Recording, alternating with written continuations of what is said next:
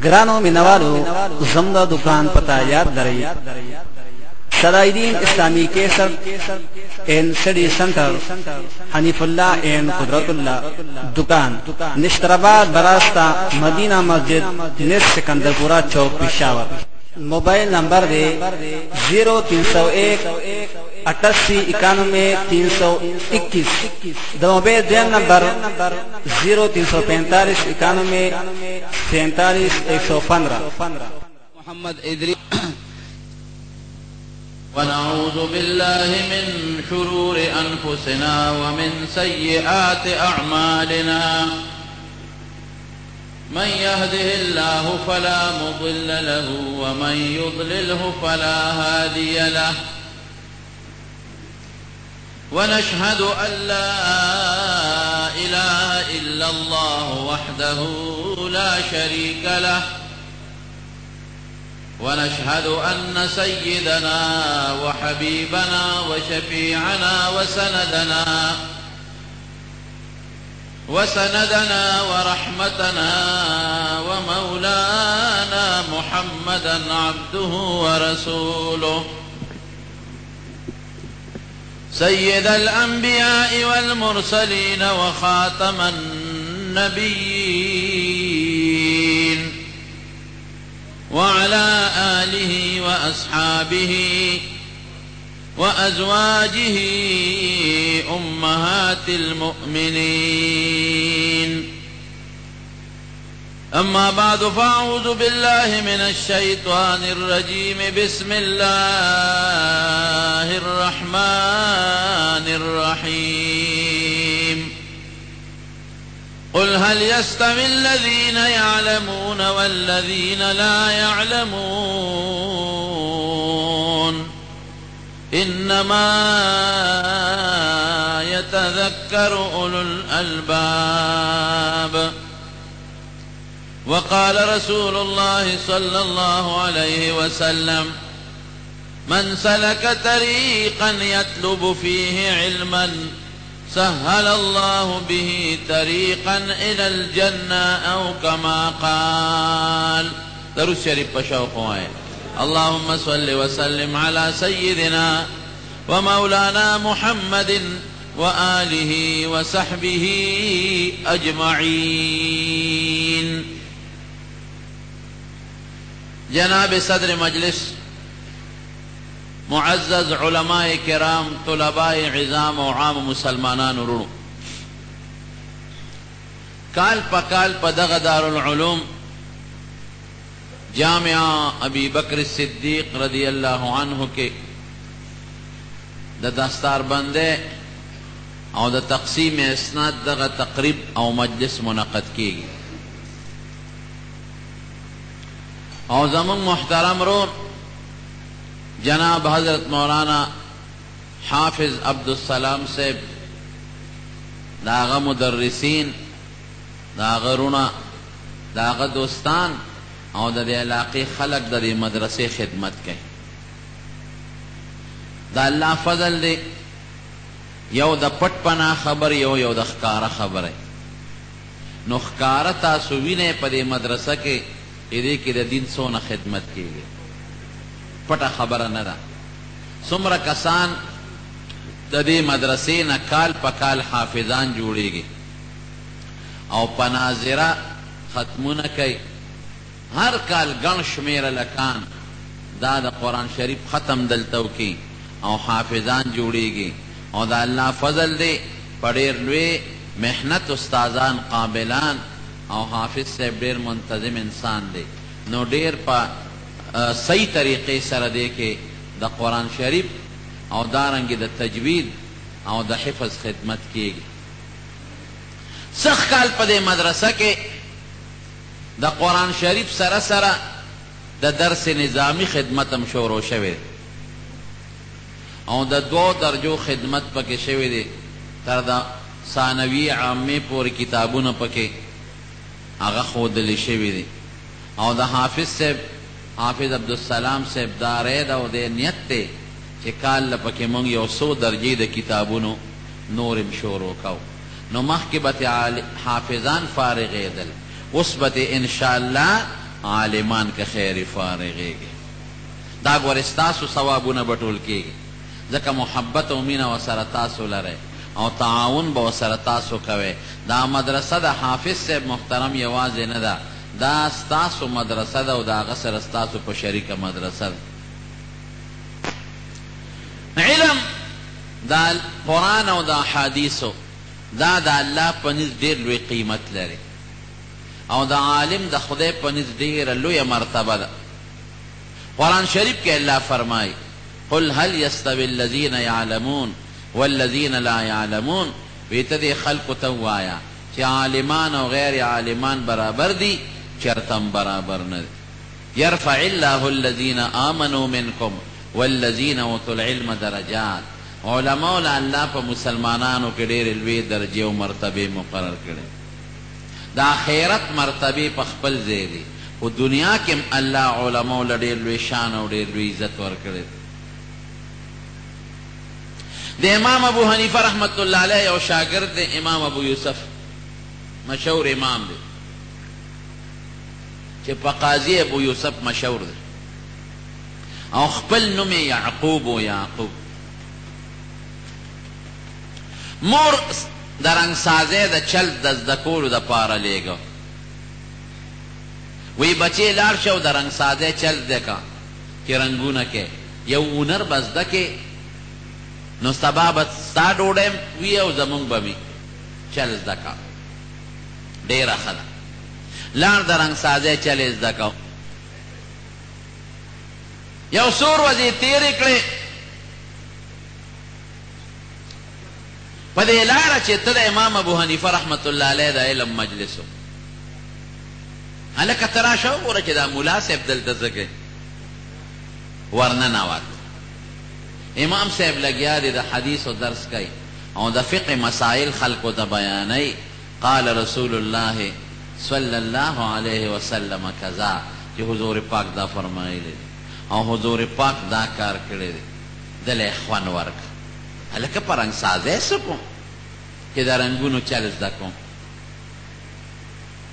رنګونو چل زده کولو ته مې ساجت دی. دا خو دلته دا ملا صاحب د حضور پاک پوره نقشه مونږ ته ذکر کوي، پوره نقشه راته بیانوي.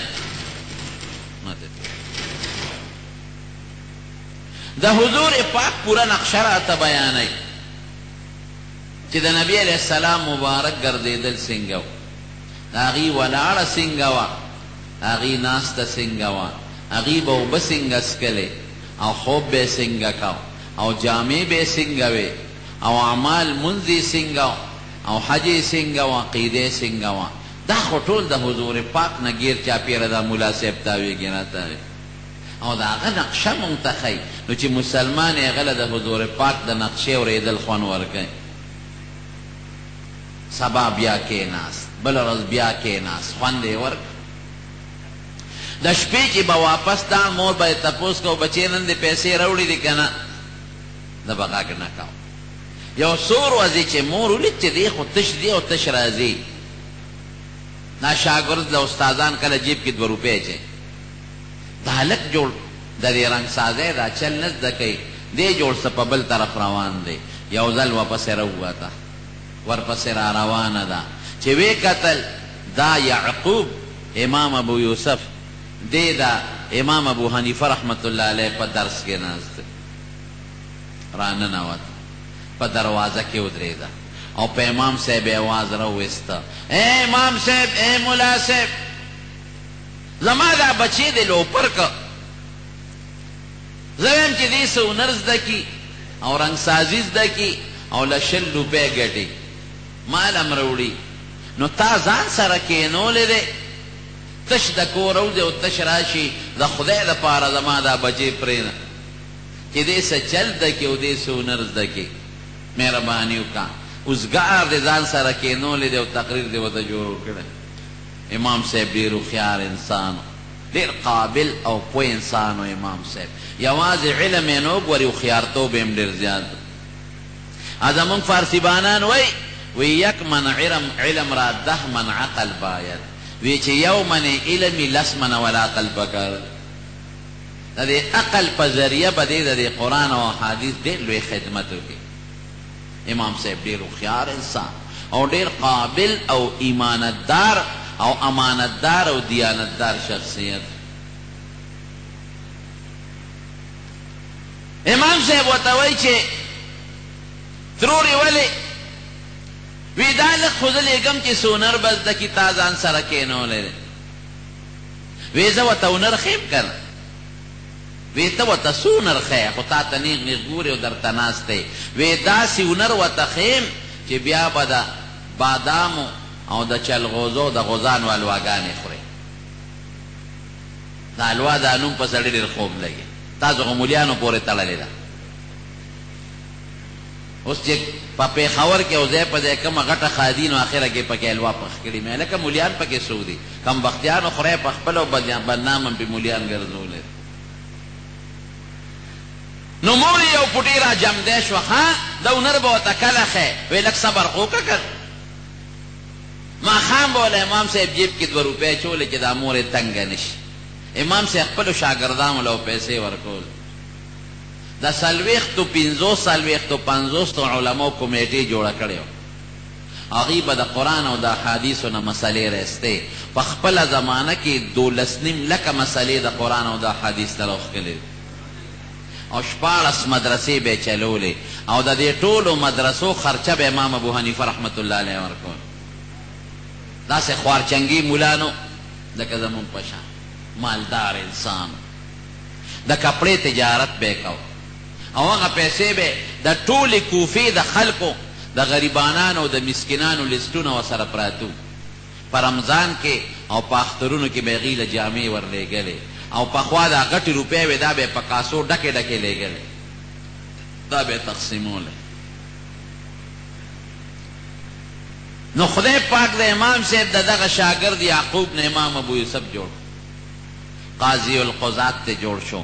چیف جسټس چې تاسو ورته وایئ د هارون الرشید سره خوا کې به ناستو.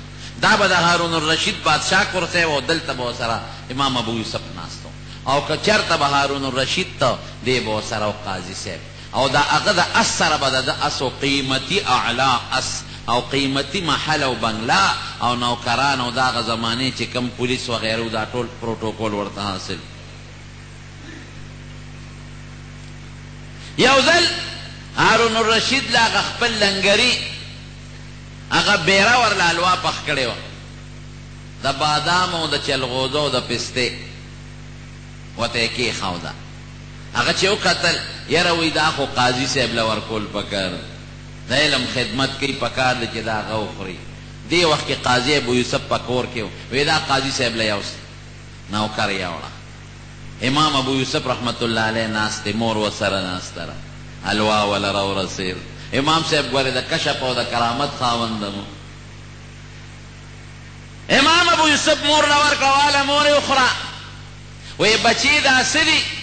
وایي زما د استاذ خبره دې یاده ده هغه هنر یې راته ښولی دی.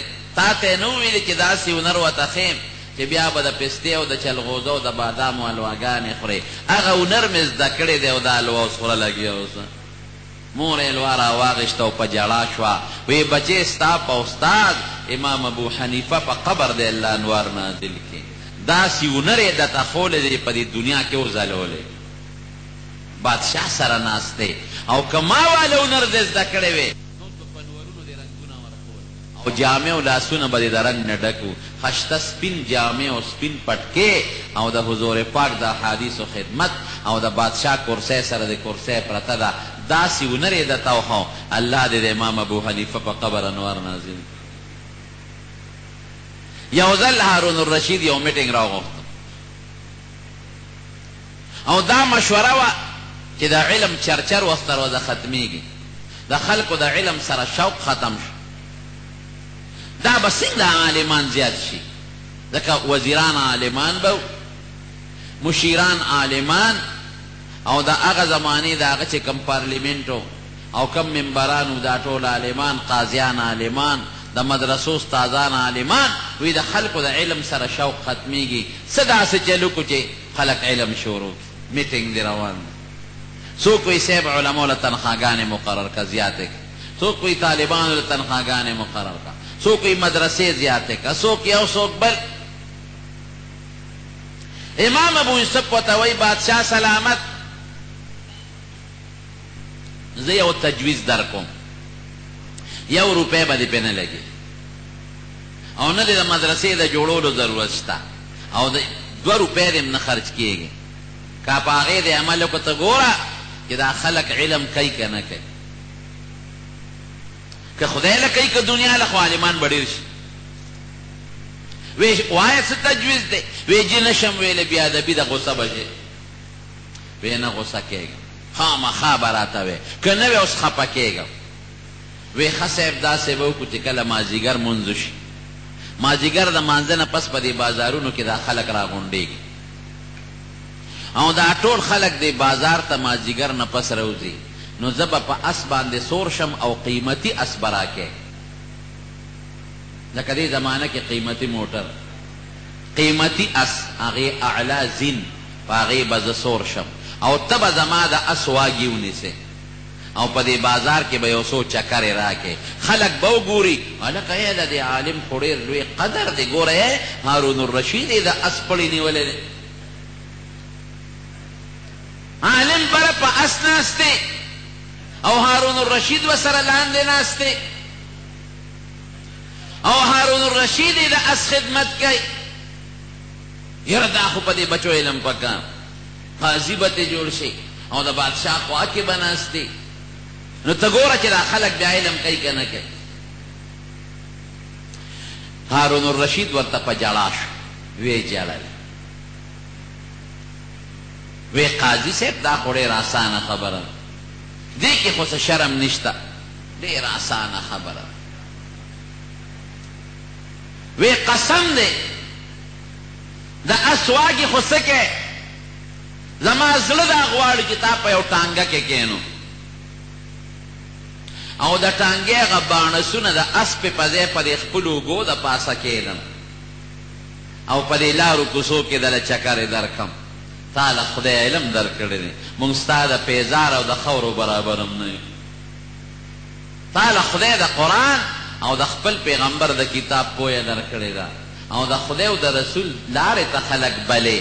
دا خو ډېره معمولي خبره ده چې ستا د ټانګې اس پشم او په دې لارو کوڅو کې دې راکاږم، هله به زما عزت جوړي. په دې زما عزت نه ختمېږي، زما عزت به نور هم اوچتېږي. چې رښتیا خبرې رونو ګورې علماو له خدای ډېره لویه مرتبه ورکړې. د عالم کار څه دی؟ د خدای قرآن بل ته ښودل او د پیغمبر احادیث بل ته ښودل او فقه بل ته ښودل او دین بل ته ښودل.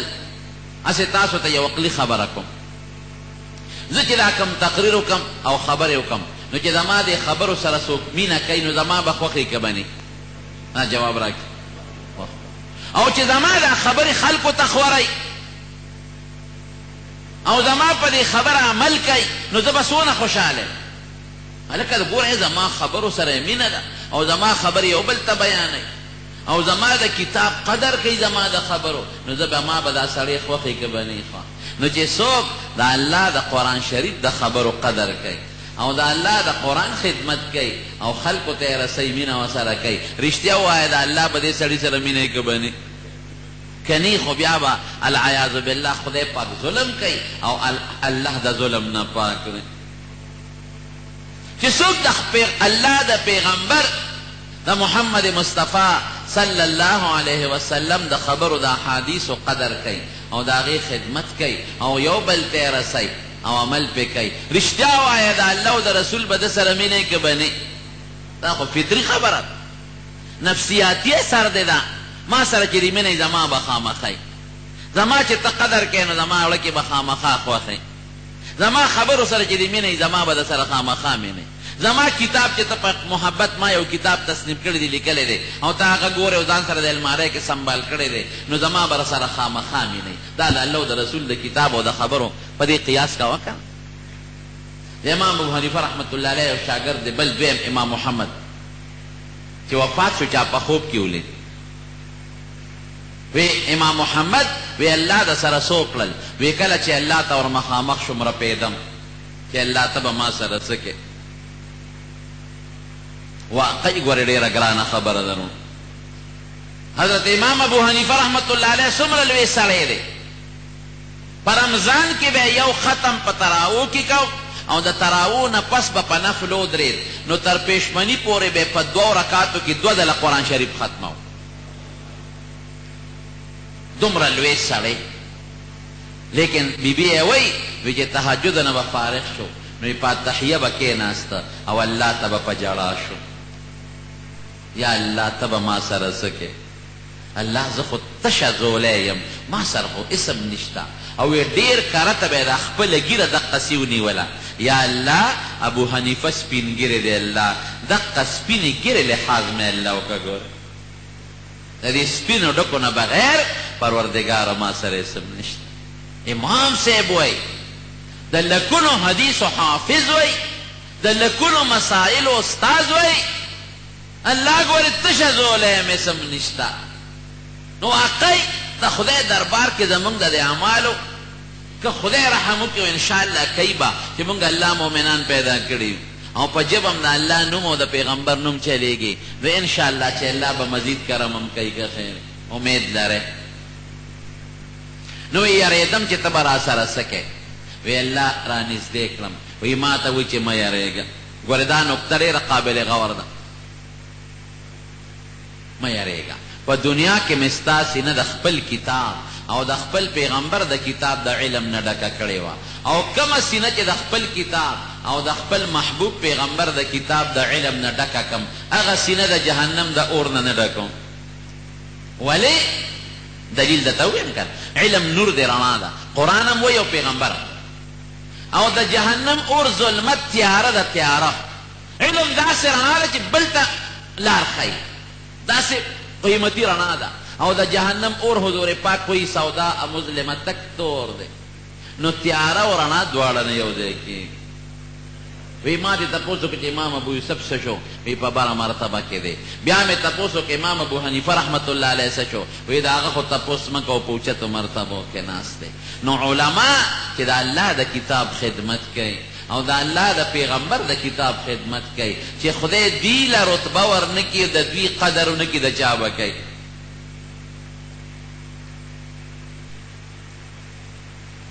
دا د الله د کتاب خادمان دي، خلکو ته ښکلې عقیده ښیي. دا خشته ښکلې عقیده چې زمونږ ده چې الله یو دی او آخرت منو، فرشتې منو، کتابونه منو. دا عقیدې تاسو ته چا ښولې دي؟ عالمان. که ته وایې ما ته پلار ښولې ده، نو پلار به یې د مولا نه زده کړې، او که ته وایې د جومات استاذ ښولې ده، نو عالم به یې، او که عالم نه د عالم نه به یې زده کړې. ولې دا خو د قرآن او د حدیث خبرې دي، په دې خو بغیر د عالم نه بل څوک نه پوهېږي. دا حلال او حرام دا مونږ ته چا ښولې دي؟ عالمانو. دا ښکلې مونځ چې مونږ کوو دا چا ښولې دي؟ عالمان. او که ته وایې دا ما ته تبلیغ والا ورونو ښولې دي، بېشک مونږ یې انکار نه کوو، لوی خدمت کوي، لوی خدمت کوي، خو هغې کې علمای د هغې ته عالمانو ښودلی. او که ته وایې چې دا خو ما ته د فلانکي پیر صاحب ښولې دي، انکار نه کوو، دا هم لوی خدمت دی، لیکن هغه د چا نه زده کړي دي؟ علماو نه. زه ورپسې دا په مدرسو کې ښودلی شوي دي. دا خشته د حضور پاک اخلاق دا درته څوک ښیي؟ دا درته عالمان ښیي. د بدقسمتۍ نه مونږ د اغیارو اثر اخیستی، خفه کېږې اما د اغیارو د کافرانو اثر هم اخیستی. د کافرو یو زمانه کې دا سوچو، هغې خو ستا دین ختموي، کوشش کوي چې اسلام ختم کړي. نه یو زمانه کې دا سوچو چې ملا هم مړ کړه او قرآن شریفونه هم ختم کړه، دې سوچو. نو په یو ورځ باندې 14 لکه قرآن شریفونه وسوځول، ختم یې کړل، راغونډ یې کړل، تیلې وله ورته کړه، دریاب ته یې وغورځول چې زه قرآن ختم کړم، خپله بار څه ختم شي. او 14,000 علماء کرام یې په یو ورځ شهیدان کړي. تاریخ گواه دی. مشهور انګریز مسټر تامسن هغه انګریزي کتاب ټرانسلیشن اردو کې شوی دی، وی ګورئ هغه لیکي د کلکتې او د دهلي او د بمبې په منځ کې مې داسې اونه لیدله چې یو عالم هغې پورې بربند اویزان نو پانسي شوی، او دهلي کې یو جومات ته ننوتم، د سوې غوښې بین را باندې ولګېد، د سوې غوښې. وی بیا چې دا سوی غوښه کوم ده زه خو مورخ هم تاریخدان ګرځېدم وی اور یې بل کړی دی او د علماو نه جامې ایستې دی او بربنډې یې ورغورځوي علم یې ختم نه کړ قرآن یې ختم نه کړ قرآن شریف باسو دی خو د ملا د سینې نه نه چیز دی د حافظ د سینې نه نه چیز دی اوس یې څه سوچ دی اوسنی سوچ د امریکې او د هغوی د اتحادیانو اوس وی راشه دا مدرسې هم بدنامې کا او دا مولا او طالب هم بدنام کا نو چې مدرسې بدنام شي د خلکو اعتماد به پې ختم شي او چې عالمان او طلبا بدنام شي نو د خلکو اعتماد به ختم شي دین به پرېږدي ځکه علم او شریعت خو دا خلک منتخب لیکن دا الله فضل دی دا منصوبې هم نه کامیابېږي د 9/11 نه مخکې د امریکې کوم وار چې مدرسې څومره دي اوس څومره دي وایم ډېرې دي که نه دي مخکې حافظان څومره اوس څومره دي زمونږ په کلي کې صرف یو حافظ و قسم دی که زه اوس په خپل کلي کې حافظان شمېرلی شم مخکې چې ته یو عالم دوه به و اب هم د باجوړ او د دیر او د مومند جنسۍ او زمونږ د خپل علاقې ډېر زیات کم و راشه اوس په هر کلي کې دومره عالمان دي چې د حد نه د ایمان مثال د مضبوط سپرنګ دی سپرنګ چې څومره دباوی دا نور اوچتېږي دین نشي ختمولی قرآن وی نشي ختمولی انا نحن نزلنا الذکر و انا له لحافظون کم وقت قرآن وی الله وی پیغمبر وی نشي ختمولی قیامت پورې به علما وي پیغمبر وی نشي ختم څه به مړه کې خو ټول نشي ختمولی نو مدرسې د دین چاونه دي د دین مرکزونه دي زما ورونو د قرآن او د احادیثو خدمت کېږي او عالمان پکې جوړېږي مشهور امام د امام مالک رحمت الله علیه لوی امام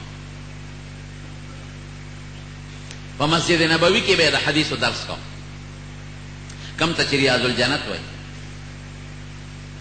یو سړی دې درس ته ناست دی په زرګونو خلک ناست دی یو سړی راغی د خلکو په دې اوږو په دې سټونو یې قدمونه واخېستل نه امام مالک له راغی وی صاحب دا درس بند کا درس یې بند وی را پاسه ور پاسه وی را تر غاړه زه ور تر غاړه وی دا تندې دې ښکلوم وی ښکل امام مالک ورته ویل که څه چل شوی په تلوار راغلې د خلکو په اوږو دې قدمونه واخېستل غلطي دې دا وکړه زه درس دې را باندې د حدیثو بند که دا بیا بېادبي او ده دې را تر غاړه باسلم او په تندي دې ښکل کړم څه چل شوی وی صاحب دا مې یو حرس وکړ بېګا مې یو خوب لیدلی دی حضور پاک مې په خوب کې ولید او ملګري ورسره دی مسجد نبوي ته راغی وی فورا یې تپوس کو چې امام مالک ابن انس څه شو امام مالک وی صاحب هغه د ستا په ګدی ناست دی درس کې وی اواز کې وته وی تا ته چا اواز کړی وی دا اولی ترعد فرایسو که دا اولی د رپېدل د یارې نه وی حضور پاک ځان ته را تر غاړه باسلې چې مه یارېږه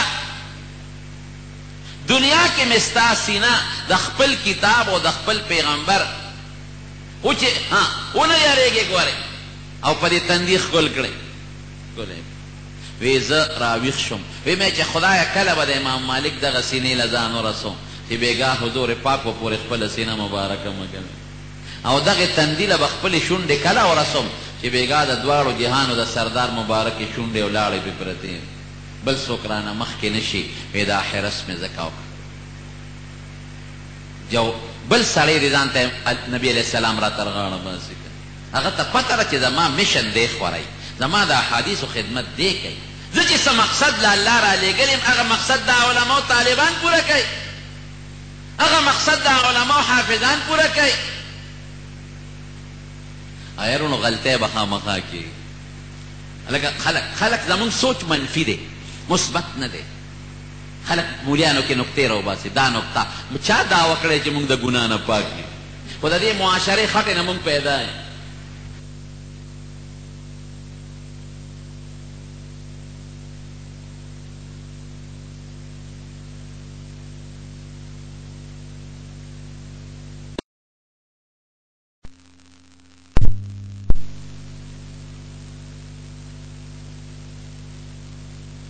عمل اخلاقو ته بند مه تړه د دې خلکو مثبت سوچ خلکو ته ورسوه چې خلکو ته رانږدې چې دین ته زده کړي عقیده عمل ته زده کړي قرآن ته زده کړي او د الله دین په دنیا کې خور شي دا موږ سوچ منفي دی نو ما دا حرس ځکه وکړه چې ستا د سینې پورې خپله سینه ومکم او ستا دا تندې مبارک ښکل کړم چې بېګا حضور پاک د تر غاړو ته د تندې د نه ښکل کړی امام مالک ورته څه وایي وی چې تا دا خبره وکړو زما هم واوره وی زما د قسم د الله په ذات دی چې د کله نه د حضور پاک د احادیثو خدمت ته ناست یم نو په ما داسې شپه نه ده تېره شوې چې په دغه کیفیت زما د رسول الله مبارک سره ملاقات نه دی شوی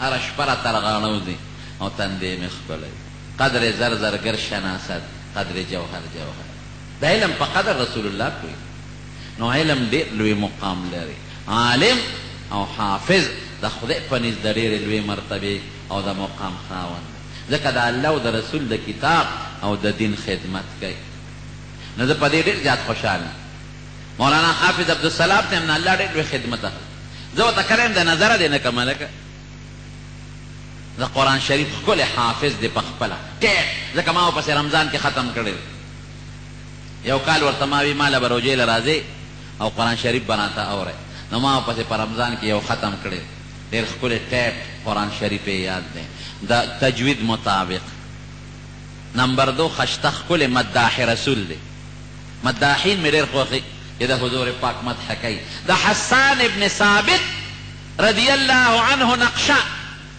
هغسې نشو کېدی مونږ ګورې صحابه په شان صحابه خو ډېر لوی خلک دی خو هغه به د حضور پاک مدح کوله نو دا مداحین دي مدح کوي د حضور پاک صفتونه کوي او د الله حمدونه وایي د دویم صفت او دریم داسې ښکلې اداره چلی بلا ماشومان د حفظ د تجوید خدمت او د په دې مې ډېر خوښ دی چې ورسره دا دی په دې مدرسه کې د علم خدمت هم شروع چې دا سلسله ګورې حافظ صاحب پرې نه دی دا به نه پرېږدي د عامې پورې کتابونه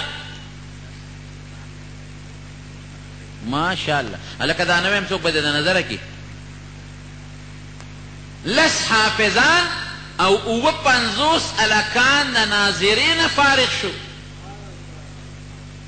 80 الکان 80 به نن ستاسو مخکې ختمونه وکړي د ټولو وایي الحمدلله دا یوازې د ده نه دي دا ستاسو مبارکي ده دا مدرسه د ده نه ده دا ستاسو د ټولو نه دا ستاسو په مدد او په تعاون چلیږي او اوس یې ورسره د علم سیستم روان کړی دی نو کوشش دې وکړي چې کال یو درجه د ورسره نور هم سیوا کړي او دا سوچ دې نه کوي چې بجټ او پیسې به د کم ځای نه وي دا به الله چلی مدرسې د خدای دی انسان یې بانه دی دا غټې غټې کراچۍ کې کوړي مدرسې وګوره څوک یې چلی د چا منډی دی او د چا دوکانونه دی او د چا بجټ دی الله چلی دې دې شروع کوي الله به چلی دې ذموار ته ګوره چې چلیږي او که نه چلیږي خدای به ورکوي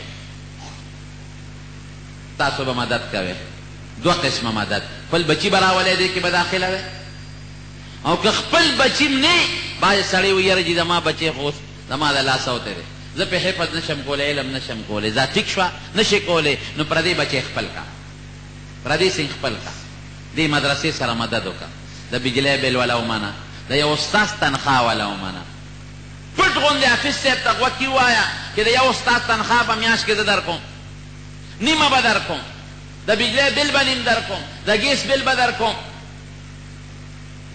بل بدله څه اخلم دا دنیا په مدرسه کې ډېر ډېر ضروریات دي تاسو ته پته نه لګي نو تا دا پردي بچي خپل کړل دا کسان دا ماشومان چې دا څومره فارغ شو دوی چې تلاوت کوي که دوی دعا کوي مور او پلار ته که نه کوي د مور او پلار د دوی په ثواب کې سره نو چې د چا په خرچه باندې دوی علم حاصل که او قرآن یاد که نو د هغې پکې باقاعده حصه پیدا شوه ستاسو 10 روپۍ او 100 روپۍ چې د مدرسې سره امداد کړی دی قسم دې زه درته نه وایم څومره چې دلته تلاوت د قرآن شریف کېږي او دا چې څومره حافظان او په ناظره شو دوی تلاوت کوي که دوی دعا کوي که نه کوي ستاسو دوی په ثواب کې حصه ده د هغې به نه کمیږي او تاسو له به الله درکوي نو مدرسو سره په دې نیت مه کوئ چې حافظ صاحب سره مې دوستانه ده په دې نیت تعاون وکړئ چې د الله د قرآن خدمت پکې کېږي او د پیغمبر د علومو خدمت پکې کېږي نو الله او رسول خو هر څه ویني دا ستاسو دا امداد به ضایع نه ځي دا مدد به خامخا د مدرسې سره کوي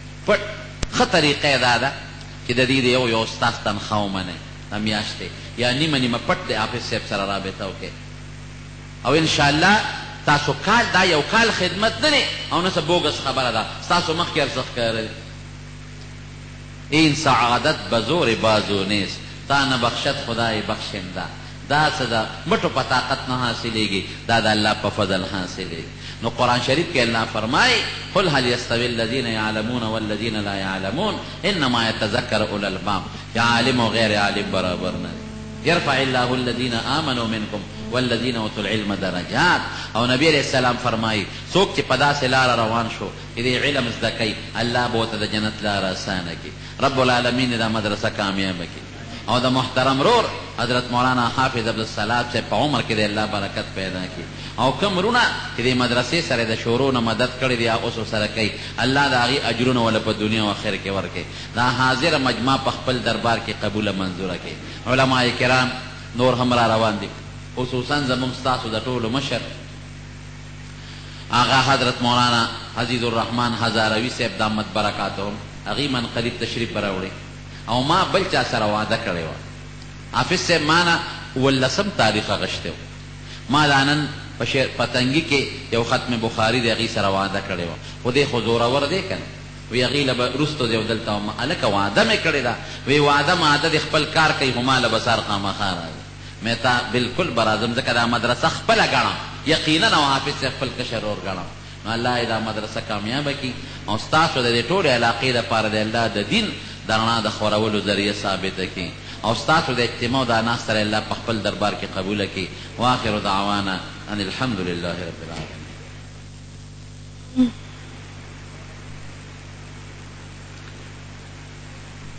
الحمد لله نحمده ونستعينه ونستغفره ونؤمن به ونتوكل عليه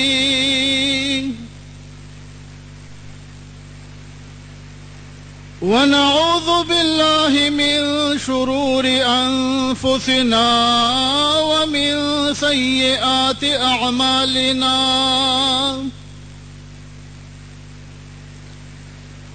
من يهده الله فلا مضل له ومن يضلله فلا هادي له ونشهد أن لا إله إلا الله وحده لا شريك له ونشهد أن سيدنا ومولانا وحبيبنا محمدا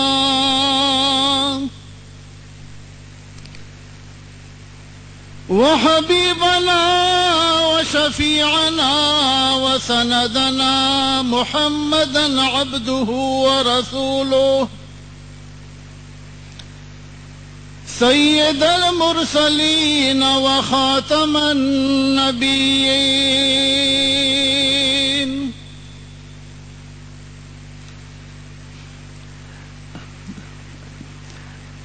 أما بعد فأعوذ بالله من الشيطان الرجيم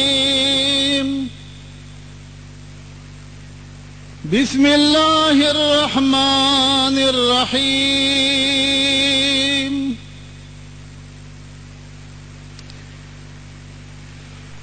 يريدون ليطفئوا نور الله بأفواههم والله متم نوره ولو كره الكافرون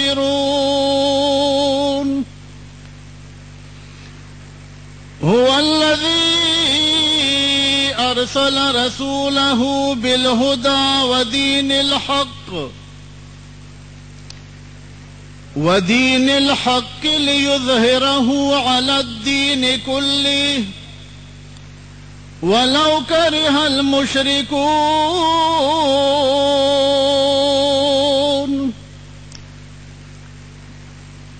أما بعد يؤيد دين الله في كل دورة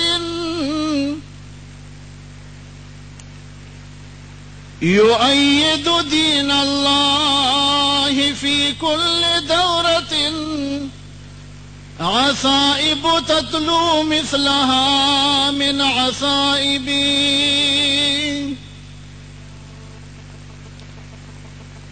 فمنهم رجال يدفعون عدوهم فمنهم رجال يدفعون عدوهم بثمر القنا والمرهفات الكواذب ومنهم رجال يغلبون عدوهم ومنهم رجال يغلبون عدوهم بأقوى دليل مفحم للمغاضبين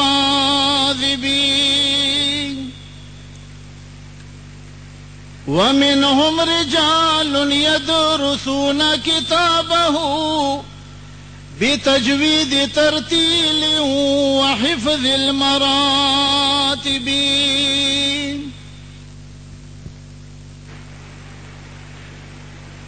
او زما عزتمندو مشرانو کشرانو